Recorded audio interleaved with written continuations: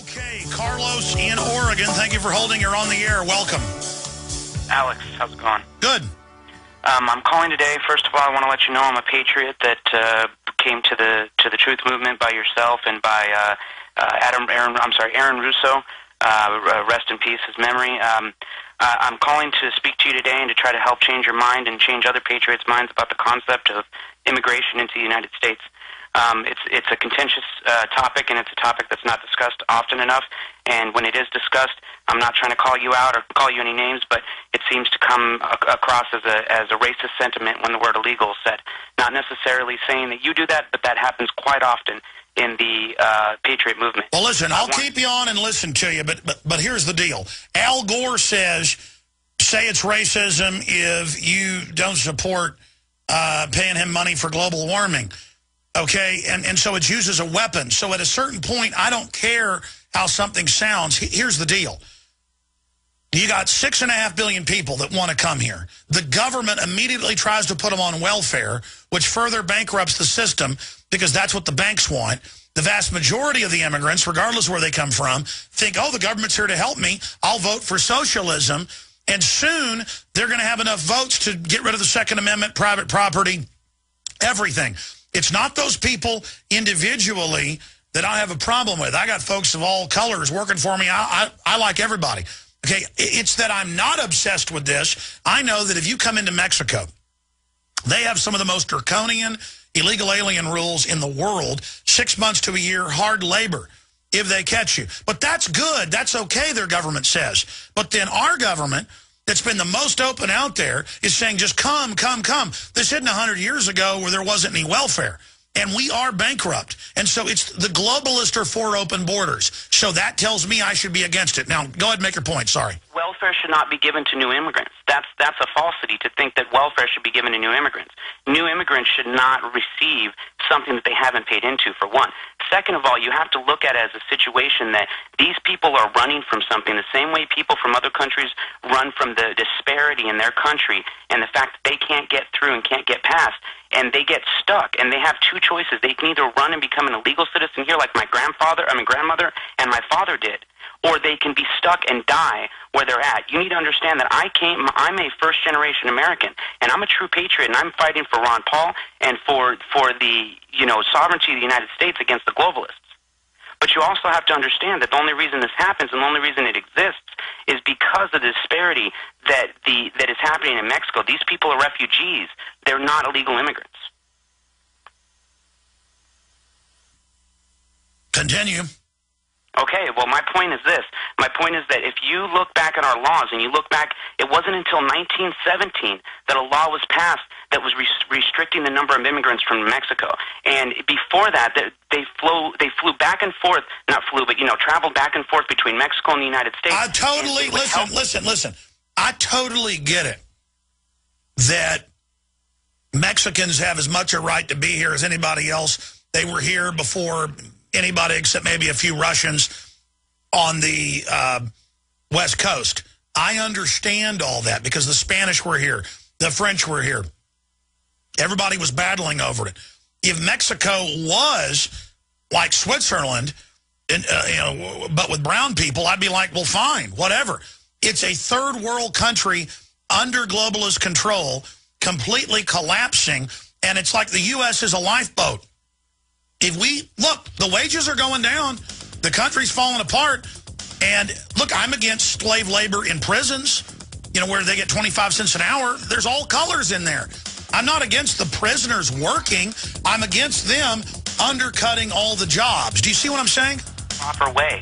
We need to make it so these people can come here properly and not have a draconian immigration law. Well, listen. I might not have such a big issue if the welfare wasn't involved and if the illegals were like you. Stay there. Carlos is with us. We'll get to Roger, Dale, James, Zachary, all of you. I appreciate you joining us. Listen, Carlos, here's the deal. I've been to the Mecha and La Raza meetings. I've watched the videotapes. I know the big Ford Foundation is funding it. And for whatever reason, politically, the federal government 40 years ago or so funded the liberation theology, just like they funded the Taliban and Al-Qaeda to radicalize groups so they could then play people off against each other. I get that. I get that. And if somebody is into the Second Amendment, liberty, freedom, then I absolutely love him. We've got a guy, works here, one of my best people, just tireless, smart, cool. I'm even trying to talk him into doing some radio, Max, but he worries about retribution against his family in Venezuela. And he's here legally, did it all properly. And he absolutely hates Hugo Chavez and communism and gets it. I wouldn't have a problem with 30 million Maxes. But I'm sorry, I've looked at the actuaries.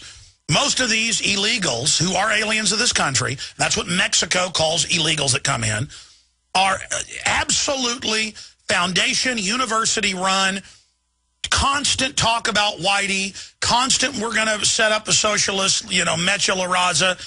And so I've tried to put the word out. I've even reached out to these groups in Austin. And one time I'm like, listen, I'd like you to come on the radio. I'd like you to, understand this. Listen, fat pig gringo. This is one of the main leaders of the guy that then had the big Mecha parade. We're going to kick you out of this country, basically. And I said, that's it. I'm coming down to Bullhorn, your event. He goes, you wouldn't dare. I dare you. Something bad. And I said, okay, that's it. I'm coming. And I don't care how it looks. I'll go out in front of 5,000 Hispanic Klan members and tell them to go to Hades. I don't care. Just like I bullhorned the Klan repeatedly. But see, in political correctness, it's okay to have Hispanics be taught to hate white people. And I'm sick of it. I mean, this is a government plan to get us at each other's throats, and I have had enough, Carlos. So here's the deal. I mean, how many Latin Americans do we take? Do we take 700 million? That's what's down there. In 20 years, there's going to be over 1 billion. Do we take 1 billion people up here? And I'm sorry, I've been to Central America. I've been down there. For whatever reason, they never got a culture of freedom going. And when and I don't know how to explain it to you. It is imploding. And I don't have an issue with immigration to this country.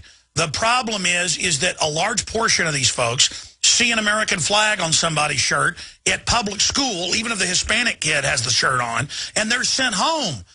Now, be honest about it, Carlos. Is there not a large contingent of people that see themselves as Mexicans and who think they're, quote, engaging in the La Reconquista? There is a huge amount of people that do that. I absolutely agree with you, and I absolutely agree that they are extremists, and these people are attempting to do the same thing on one side that extremists do on the other side and on other sides of this fight. And like you said, they want us all at each other's throats. My only point is this.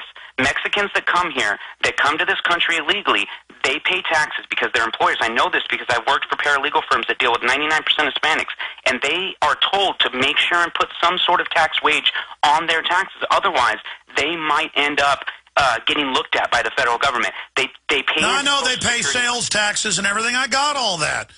Listen, all I'm saying is we should have a whole discussion about this another day. Here's another thing. The United States within 10 years is going to be half Hispanic. And Hispanics that are Americans should ask themselves, are you going to buy into this Ford Foundation stuff and let unlimited in? Because it's going to destroy your future as well. I don't care what color you are. They need to fix their problems in Mexico. Finishing up, if you just joined us with what I was saying to Carlos earlier, who was calling from Washington State, Hispanics are soon going to be 50% of the U.S. population by 2020, the U.S. Census believes. So if people look at this from a racial position, you've won. You've won. You're America. White people don't have children anymore. White people are in love with their iPods. White people have lost so much of their soul that they can't even have children. You're right when Mecha La Raza says, look at you. You're dead. Your culture's dead. Yes. Yes, all civilizations commit suicide. America has committed suicide. Europe's dead. Pat Buchanan's talked about it. Death of the West. So I would say to the new holders of this civilization, which came out of Europe, what set up Latin America, right out of Spain, that you should come back to your Western roots and that you should embrace it and see America as yours. Because my issue is I care about people in Brazil, Mexico, you name it. I wish they could all come here. But this country is bankrupt.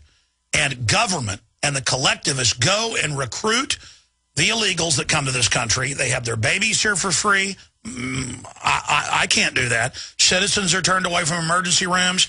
They've told the 800-plus cities, give the illegals health care first. This is a fact because the corporations use taxpayer funding as an incentive to get the cheap labor here to drive down wages further. That doesn't help Mexico. That then drives their wages down further. That then drives China's wages down. This has all been broken down by computers. But Ross Perot told you 16, 17 years ago, giant sucking sound. When we lower our wages, it does not help Mexico. It does not help China. It helps the very few and only in the short term. I'm telling you, Al Gore, you're going to lose our industry. That is ridiculous, Ross. This is a good deal. It's going to... Wait, I have to get in a real Nelly mode. It's going to... Let me do some twinkle eyes. I can't do twinkle eyes and be a man-bear pig. Let me try. Listen, Larry, this is going to double jobs in the next 10 years. I mean, come on.